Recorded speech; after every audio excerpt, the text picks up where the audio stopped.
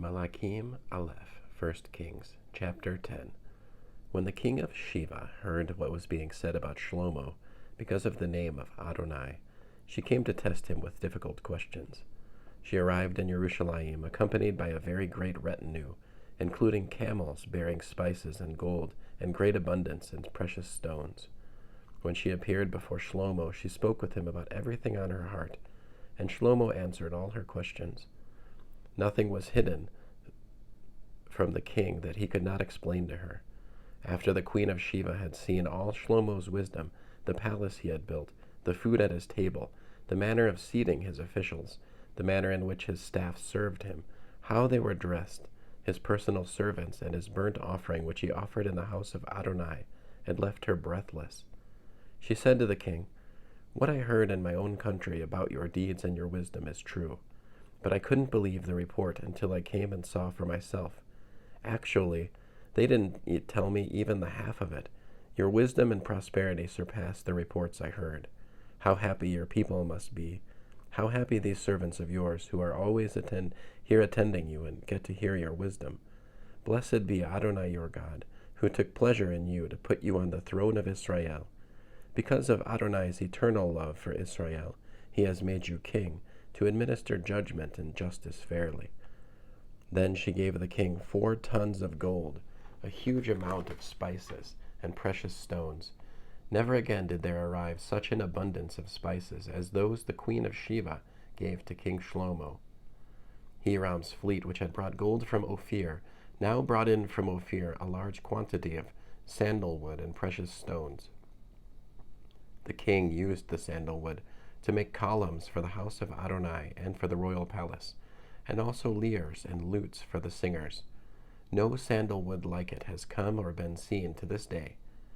King Shlomo, Solomon, gave the queen of Sheba everything she wanted, whatever she asked, in addition to the presents he gave her on his own initiative. After this, she returned and went back to her own country, she and her servants. The weight of the gold Shlomo received annually came to 21 tons of gold, besides that which came from sales taxes, customs duties, and assessments collected by all the kings of the mixed peoples and by the district governors. King Shlomo made 200 large shields of hammered gold. 15 pounds of gold went into one shield. He made 300 more shields of hammered gold, with 3 3/4 pounds going into one shield. The king put these in the house of the Lebanon forest. The king also made a large throne of ivory and overlaid it with the finest gold. The throne had 6 steps, a back with a rounded top, arms on either side of the seat, 2 lions standing beside the arms, and 12 more lions standing on each side of the 6 steps. Nothing like it has ever been made in any kingdom. All King Shlomo's drinking vessels were of gold, and all the utensils in the house of the Lebanon forest were of pure gold. None was of silver, for in Shlomo's time it was regarded as having little value. The king had a fleet of large Tarshish ships, along with Hiram's fleet. Once every 3 years the Tarshish fleet came in, bringing gold, silver, ivory, apes, and peacocks. So King Shlomo surpassed all the kings on earth in both wealth and wisdom. All the earth sought to have an audience with Shlomo in order to hear his wisdom, which God had put in his heart.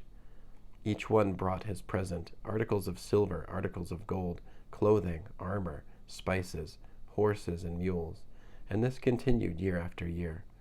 Shlomo amassed chariots and horsemen. He had 1,400 chariots and 12,000 horsemen. He assigned them to the chariot cities and to the king in Jerusalem. The king made silver in Jerusalem as common as stones, and he made cedars as abundant as sycamore fig trees are in the Shephelah. Shlomo's horses had been brought from Egypt and from Kiva, with the king's agents having bought them from the dealers in Kiva at the going price. A chariot from Egypt cost 15 pounds of silver shekels, and a horse 3 3/4 pounds of shekels. All the kings of the Hittim and the kings of Aram purchased them at these prices through Shlomo's agents. End of 1 Kings chapter 10.